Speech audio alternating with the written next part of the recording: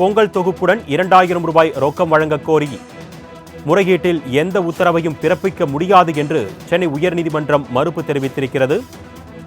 பொங்கல் பரிசு தொகுப்புடன் 2000 ரூபாய் ரொக்கம் வழங்க உத்தரவிடக் கோரி பாஜகவைச் சேர்ந்த வழக்கறிஞர் மோகன்தாஸ் என்பவர் மனு தாக்கல் செய்திருந்த நிலையில் சென்னை உயர்நீதிமன்றம் இவ்வாறாக கருத்து தெரிவித்திருக்கிறது. மேலும் வழக்கை விசாரணைக்கு எடுக்க வேண்டும் என்று முறையிட்ட நிலையில் நீதிபதிகள் இவ்வாறாக கருத்து தெரிவித்திருக்கிறார். அண்மை செய்தியாக பார்த்துக் கொண்டிருக்கிறோம். இதுகுறித்த கூடுதல் விவரங்களை செய்தியாளர் கிருஷ்ணமூர்த்தி வழங்க நாம் கேட்கலாம். வணக்கம் கிருஷ்ணமூர்த்தி, இந்த வழக்கு தொடர்பான கூடுதல் விவரங்கள். வணக்கம்.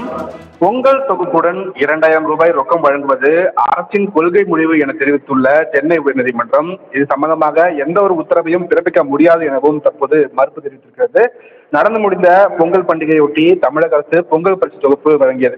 இந்த பரிசு தொகுப்புடன் 2000 ரூபாய் ரொக்க பணம் வழங்க கோரி பாரதிய ஜனதா கட்சியைச் சேர்ந்த வழக்கறிஞர் மோகன்தாஸ் என்பவர் சென்னை உயர்நீதிமன்றத்தில் வழக்கு தாக்கல் செய்திருந்தார். இந்த வழக்கை விசாரணைக்கு எடுக்க வேண்டும் என நீதிபதிகள் எஸ் எம் சுப்பிரமணியம் மற்றும் நீதிபதி லட்சுமி நாராயணன் அமர்வில் வழக்கறிஞர் மோகன்தாஸ் இன்றைய தினம் முறையீடு செய்தார்.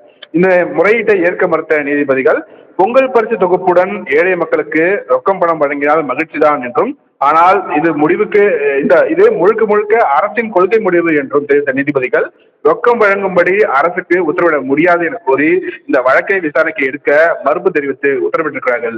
அருணேஷ், கூடுதல் விவரங்களுக்கு நன்றி கிருஷ்ணமூர்த்தி.